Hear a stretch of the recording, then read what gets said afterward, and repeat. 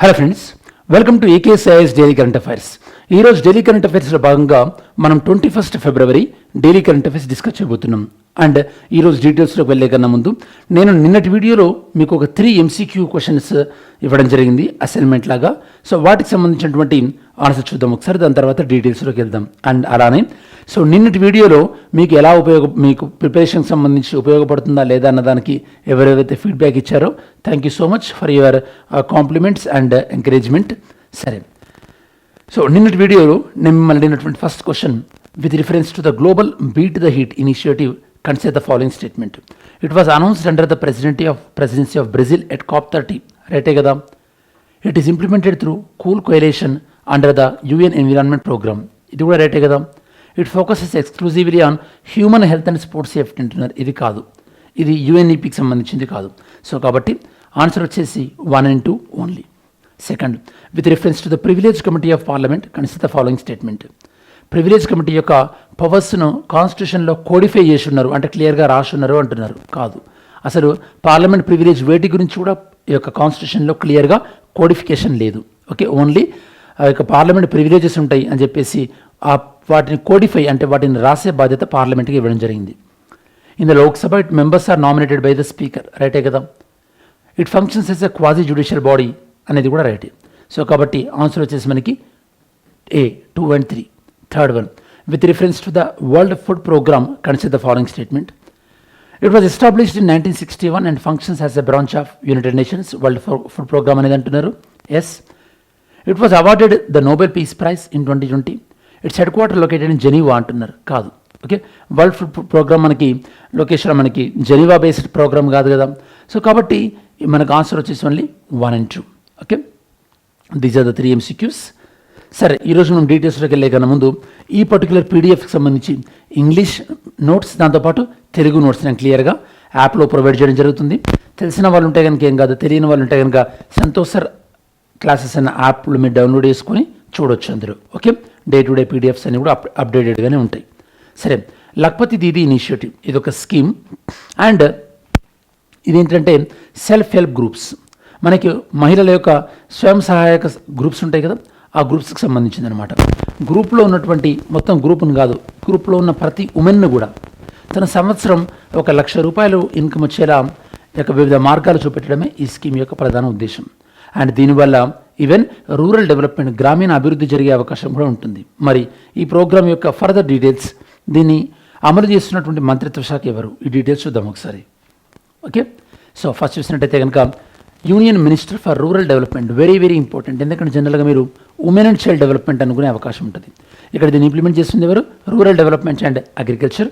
వీళ్ళు సుమారుగా 6 crores లక్పతి దీదీని చేయాలని చెప్పేసి టార్గెట్ పెట్టుకోవడం జరిగింది. ఓకే, ఎప్పటిలోపు మార్చ్ 2029. దీని యొక్క మెయిన్ ఫోకస్ ఏంది? ఈ యొక్క మహిళలు women led rural income growth, rural లెవెల్లో ఇన్కమ్ గ్రోత్ను ప్రమోట్ చేయాలి, అది మహిళల త్రూ అన్నమాట.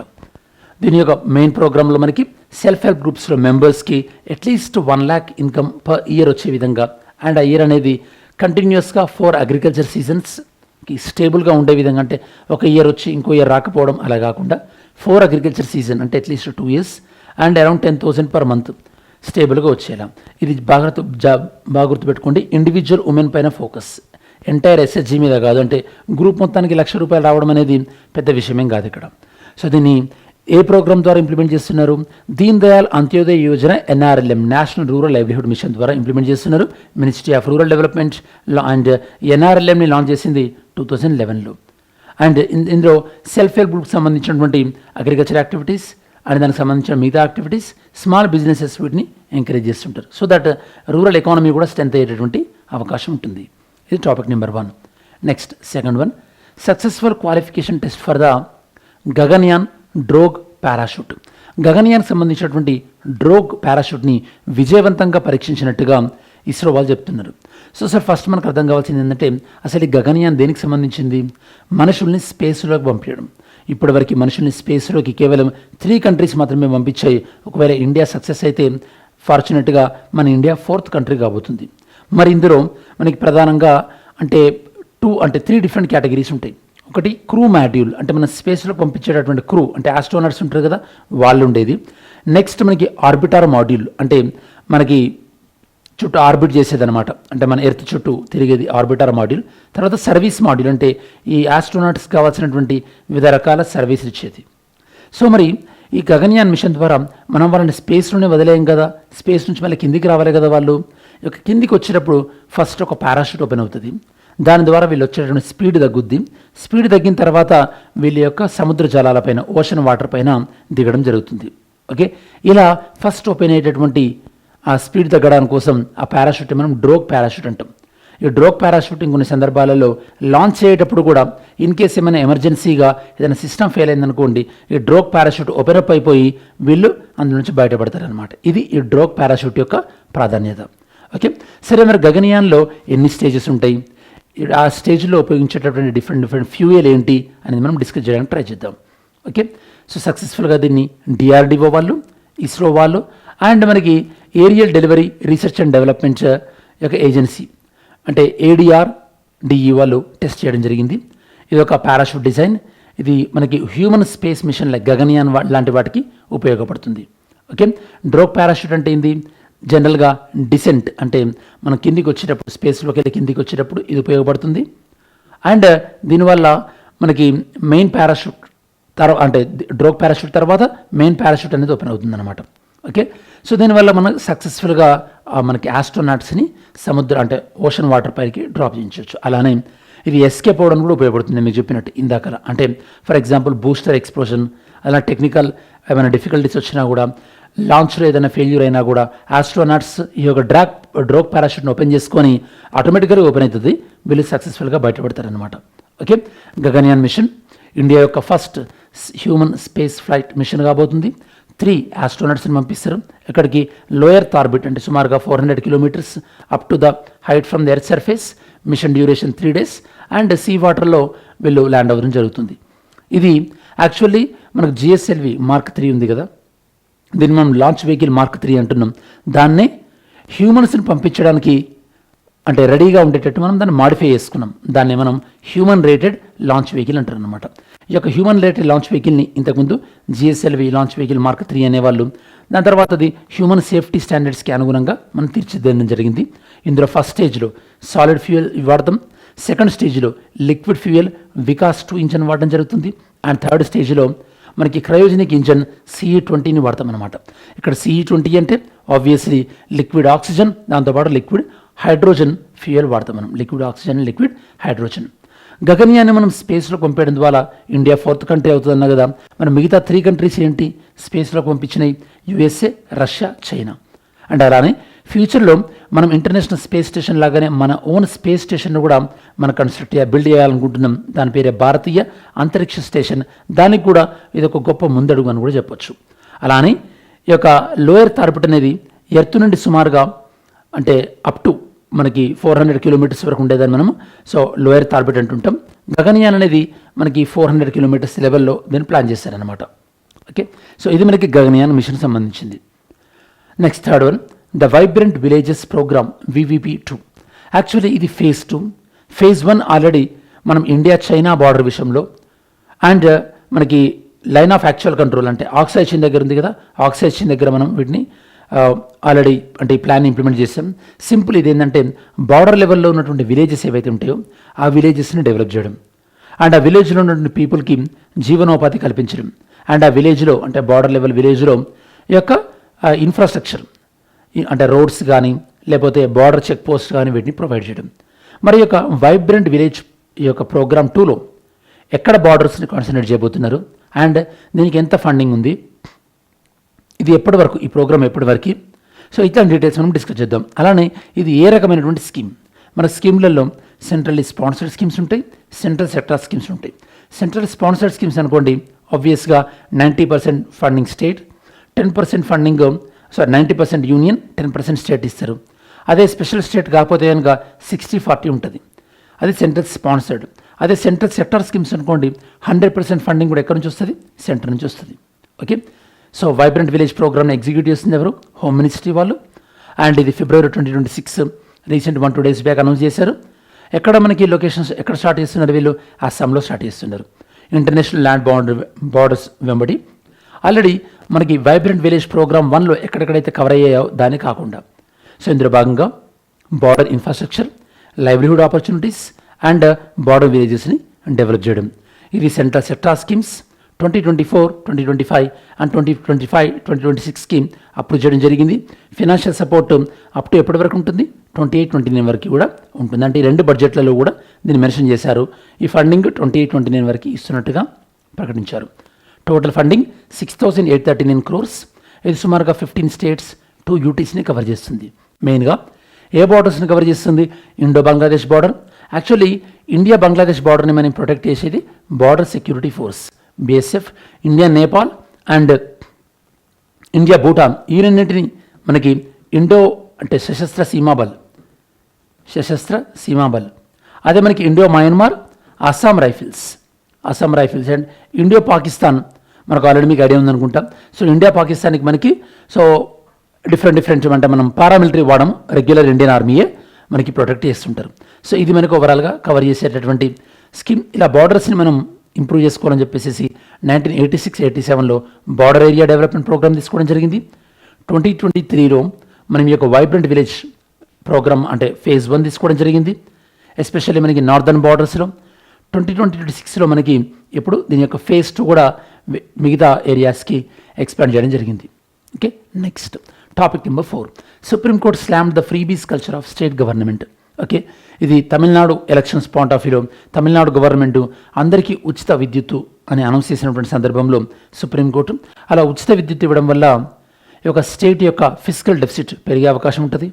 అండ్ అలానే ఈ యొక్క ఉచిత విద్యుత్ అనేది మీరు ఫ్రీబీస్ని 2 విధాలుగా ఉంటాయి మనకి. ఒకటేమో వెల్ఫేర్ అంటే ఎవరికి అవసరం ఉందో వాళ్ళకి ఇవ్వడం, మిగతాది అందరికీ ఫ్రీబీ ఇవ్వడం, ఈవెన్ అది అవసరం లేని వాళ్ళు కూడా ఇవ్వడం. అట్లాంటివి చేయకూడదని చెప్పి సుప్రీంకోర్టు చెప్పింది. ఈ విషయంలో ఎలక్షన్ కమిషన్ ఆఫ్ ఇండియా ఏదైనా చేసే అవకాశం ఉందా అని కూడా పరిశీలించమని సుప్రీంకోర్టు చెప్పింది. మరి ఈ సందర్భంలో సుప్రీంకోర్టు దీనికి సంబంధించి గతంలో ఇచ్చినటువంటి ఇంపార్టెంట్ జడ్జిమెంట్ ఏ విధంగా ఉంది అండ్ ఫర్దర్ డీటెయిల్స్ ఏందో చెక్ చేద్దాం ఒకసారి. ఓకే, ఈ కేసు వచ్చేసి మనకి Tamil Nadu power distribution corporation limited versus union of India. ఇందులో సుప్రీంకోర్టు యొక్క అబ్జర్వేషన్స్ ఏంది? ఈ యొక్క ఇష్టం వచ్చినట్టు ఫ్రీబీస్ యూజ్ చేయడం వల్ల ఇది long term economic development effect అయ్యే అవకాశం ఉంది. అండ్ అలానే దీనివల్ల రాష్ట్రాల యొక్క ఫిజికల్ స్టెబిలిటీ కూడా ఎఫెక్ట్ అవుతుంది. యాక్చువల్లీ ఫ్రీబీస్ అంటే ఆర్బీఐ ఏం చెప్తుందో చూద్దాం. ఆర్బీఐ ఏం చెప్తుందంటే ఏదైనా సరే ఒక పబ్లిక్ మెజర్ అనేది ఫ్రీ ఆఫ్ ఛార్జ్ ఇస్తే కనుక దాన్ని మనం ఫ్రీబీస్ అంటాం. ఫ్రీబీస్ని యొక్క మెరిట్ గూడ్స్ అంటే లైక్ ఎడ్యుకేషన్, హెల్త్ కేర్ వీటి నుంచి సపరేట్ చేశారనమాట. అంటే ఫ్రీబీస్లో కూడా మెరిట్ గూడ్స్ ఉంటాయి, నాన్ మెరిట్ గూడ్స్ ఉంటాయి. నాన్ మెరిట్ గూడ్స్ అంటే ఏవైతే కనుక దీర్ఘకాలిక ప్రయోజనాన్ని ఇవ్వవో అట్లాంటి వాటిని మనం నాన్ మెరిట్ గూడ్స్ అంటారు అనమాట. నెక్స్ట్ ఈ యొక్క ఫ్రీబీస్కి సంబంధించి చాలా తరచుగా ఉండేటువంటి ప్రాబ్లం ఏంటంటే నేను మీకు ఇందాక చెప్పినట్టుగా ఇది క్రౌడింగ్ అవుట్ ఎఫెక్ట్. అంటే ఈ యొక్క క్యాపిటల్ ఎక్స్పెండిచర్ని ఫ్రీబీస్ పైన స్పెండ్ చేయడం వల్ల ఏమవుతుంది అంటే ఈ యొక్క రోడ్స్ పైన కానీ అండ్ బ్రిడ్జెస్ పైన కానీ వాటిపైన చేసేటటువంటి ఎక్స్పెండిచర్ తగ్గిపోతుంది కదా. ఆ ఎక్స్పెండిచర్ అంటే కూడా దారి మళ్ళీ ఓన్లీ ఫ్రీబీస్ పైన ఖర్చు పెడతారు కదా, అలా జరిగే అవకాశం ఉందని చెప్పేసి ఇక్కడ చెప్తున్నారు. అండ్ ఎకనామిక్ సర్వే 25-26లో భాగంగా ఇట్లాంటి ఇష్టం వచ్చినట్టు ఫ్రీబీస్ ఇవ్వడం వల్ల ఈ యొక్క అన్ని రాష్ట్రాల యొక్క ఫిజికల్ డెఫిసిట్ అనేది వాటి యొక్క జీడీపీలో 2.6%కి 2022లో, వాటి యొక్క ఫిజికల్ డెఫిసిట్ 2025కి వచ్చేసరికి ఇది 3.2%కి చేరింది అని చెప్పేసి చెప్తున్నారు. And judicial position Subrahmanyam Balaji versus state of Tamil Nadu. ఇందులో సుప్రీంకోర్టు చెప్పింది ఏంటంటే ఈ యొక్క ఫ్రీబీసీని మేము కరప్ట్ ప్రాక్టీసెస్ అంటే అవినీతి అని చెప్పలేము, కాకపోతే వీటిని మీరు నియంత్రించుకుంటే బెటర్ ఉన్నారు. బాగా గుర్తుపెట్టుకోండి, అవినీతి అని కాదు అని చెప్పారు. నెక్స్ట్ ఎకనామిక్ సర్వే 25-26లో ఫ్రీబీస్ని ఓన్లీ టార్గెటెడ్గా ఇవ్వండి, నాన్ టార్గెటెడ్గా అంటే యూనివర్సల్గా అవసరం లేని వాళ్ళు కూడా ఇవ్వడం అనేది అనుచితం అని చెప్పారనమాట. అండ్ ఇంటర్నేషనల్ లెవెల్లో మెక్సికోలో ప్రోగ్రెస్ అని అండ్ బ్రెజిల్లో బోల్సా ఫెమిలియా అని వాడుతుంటారు. వీళ్ళు ఏంటంటే ఈ యొక్క గవర్నమెంట్ ఏంటంటే కొన్ని కూపన్స్ ఇస్తుంది, ఆ కూపన్స్ని వాటి కోసం మాత్రమే వాడచ్చు అనమాట. అంటే for example free health coupons అనుకోండి, ఫ్రీ హెల్త్ కావాలనుకున్న వాళ్ళు మాత్రమే వాడతారు. సో ఇట్లాంటివి టార్గెటెడ్గా అంటే ఈ యొక్క కండిషనల్ క్యాష్ ట్రాన్స్ఫర్ అంటున్నాం కదా, ఇట్లాంటివి ఇవ్వడం ద్వారా మనం అట్లీస్ట్ ఫ్రీబీస్ యొక్క మిస్యూజ్ని అరికట్టవచ్చు అంటున్నారు. Okay, next topic number 5. Bihar declared as Naxal free after final surrender. So Bihar రాష్ట్రము ఈ యొక్క నక్సలైట్ ఫ్రీగా గుర్తించబడింది అనమాట. First of all Naxalbari movement అనేది మనకి వెస్ట్ బెంగాల్లో స్టార్ట్ అయింది. నక్సలిజం అనేది మావో ఐడియాలజీతో ఇన్స్పైర్ అయ్యి ఈ యొక్క వెపన్స్ ఆయుధాలు తీసుకొని గవర్నమెంట్కి వ్యతిరేకంగా పోరాడమే నక్సల్బరీ మూమెంట్. ఓకే, సో జనరల్గా నక్సలైట్స్ ఎక్కువగా ప్రభావితం ఉన్నటువంటి ప్రాంతాన్ని మనం రెడ్ కారిడార్ అంటారు అనమాట. Red corridor.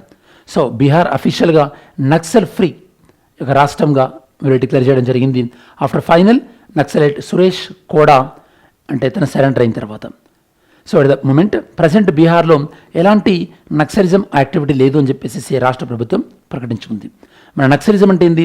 Left wing extremism అంటాం. అండ్ ఇది 1967లో వెస్ట్ బెంగాల్లో స్టార్ట్ అయింది.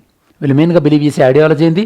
మావో ఐడియాలజీ అండ్ ఆయుధాలు తీసుకొని ప్రభుత్వానికి వ్యతిరేకంగా పోరాడడం. ఇదే నక్సలిజానికి సంబంధించింది. Okay, so 6th one, national commission for schedule tribes. National commission for schedule tribes NCST తన యొక్క 23rd ఫార్మేషన్ డేని రీసెంట్గా సెలబ్రేట్ చేసుకుంది. సో మీకు ఐడియా ఉంటే కనుక ఇదివరకు నేషనల్ కమిషన్ ఫర్ SC/ST కామన్గా ఉండేది.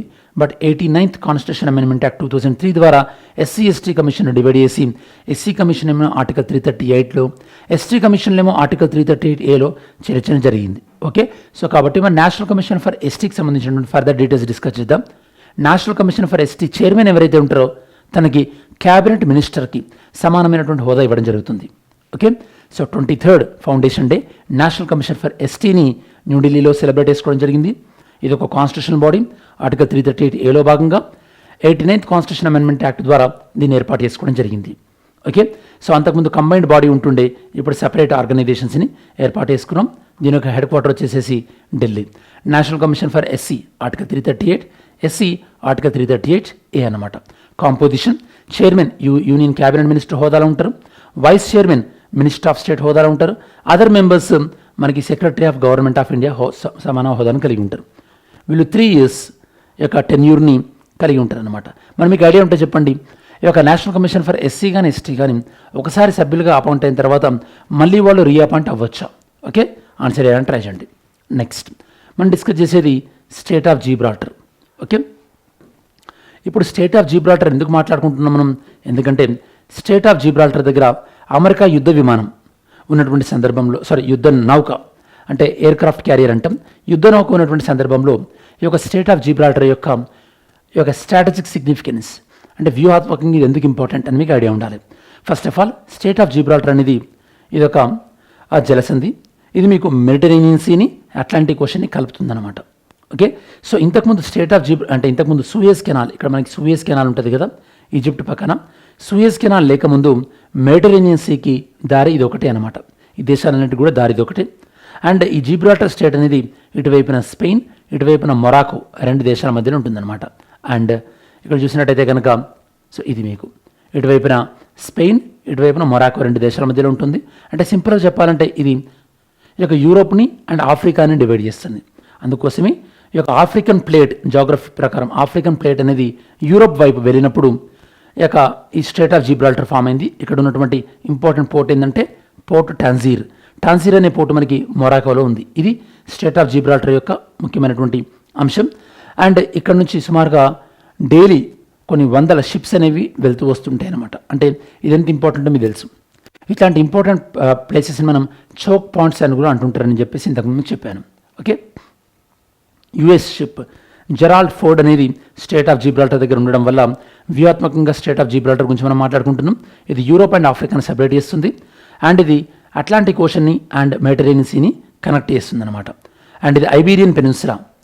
ఈ స్టేట్ ఆఫ్ జిబ్రాల్టర్ అనేది ఐబీరియన్ పెనిన్సులా దగ్గరే ఉంది. ఐబీరియన్ పెనిన్సులా అంటే ఇందాక మీకు చెప్పాను కదా, స్పెయిన్ అండ్ పోర్చుగల్ అన్నాం కదా, ఈ Spain and Portugal. Okay, Iberian peninsula అంటే ఈ పోర్చుగల్ అండ్ స్పెయిన్ ఇవి ఉన్నటువంటి ఈ ద్వీపకల్పాన్ని మనం ఐబీరియన్ పెనిన్సులా అంటాం. ఓకే, సేమ్ మన దక్కన్ పెనిన్సులా టైపు. అండ్ ఈ యొక్క స్టేట్ ఆఫ్ జిబ్రాల్టర్కి నార్త్లో స్పెయిన్, సౌత్లో మొరాకో ఇవి ఉన్నాయి. అండ్ ఇక్కడ ఉన్నటువంటి ఇంపార్టెంట్ పాయింట్స్ ఏంటంటే పాయింట్ సైరస్ మొరాకోలో అండ్ పాయింట్ మొరాకీ స్పెయిన్లో. జాగ్రఫికల్ ఫార్మేషన్ మీకు ఇందాక చెప్పినట్టుగా ఆఫ్రికన్ ప్లేట్ యూరోప్ ప్లేట్కి టువర్డ్స్ మూవ్ అయినప్పుడు. అండ్ ఇది మనకు ఓన్లీ అట్లాంటిక్ ఓషన్ని మెడిటరేనియన్ సీని కలుపుతున్నటువంటి ఓన్లీ న్యాచురల్ లింక్ అనమాట. అంతకుముందు అంటే సూయజ్ కెనాల్ లేనప్పుడు మెడిటరేనియన్ సీకి అంటే అక్కడ ఉన్నటువంటి దేశాలకి ఇంకో మార్గం లేదు ఎక్సెప్ట్ స్టేట్ ఆఫ్ జిబ్రాల్టర్. సుమారు 300 షిప్స్ ఇక్కడ నుంచి వెళ్తుంటాయి. అంటే ఇది ఎంత బిజీయో మీరు అర్థం చేసుకోవచ్చు. ఇక్కడ ఉన్నటువంటి ఇంపార్టెంట్ పోర్ట్ టాంజర్ మెడ్ పోర్ట్. సూయజ్ కెనాల్ ఇక్కడ మీరు గుర్తుపెట్టుకోవాలి. సూయజ్ కెనాల్ మనం మాట్లాడుకుంటున్నాం కాబట్టి దీన్ని ఓపెన్ చేసింది 1869లో Suez canal. And Suez canal అనేది రెడ్ సీని మెడిటరేనియన్ సీని కలుపుతుంది. ఓకే, నెక్స్ట్ చూద్దాం ఈరోజు టాపిక్ సంబంధించిన MCQ. With reference to vibrant village program VVP2 consider the following statements. ఇది సెంట్రల్ సెక్టార్ స్కీమ్ అంటున్నారు. To develop India's international land border excluding the northern border already covered under VVP1. Okay, దీన్ని implement ఎక్స్క్లూజివ్గా Himalayan స్టేట్లోనే implement చేస్తున్నారు అంటున్నారు, sharing border with China. This program include supporting all weather road connectivity under this PMGSY stage 4. అందులో భాగంగా all weather roads వేయడం అంటున్నారు. Next question 2. With reference to supreme court observations and freebies. Supreme court declared freebies అనేవి unconstitutional అని చెప్పేసి supreme court declare చేసింది అంటున్నారు.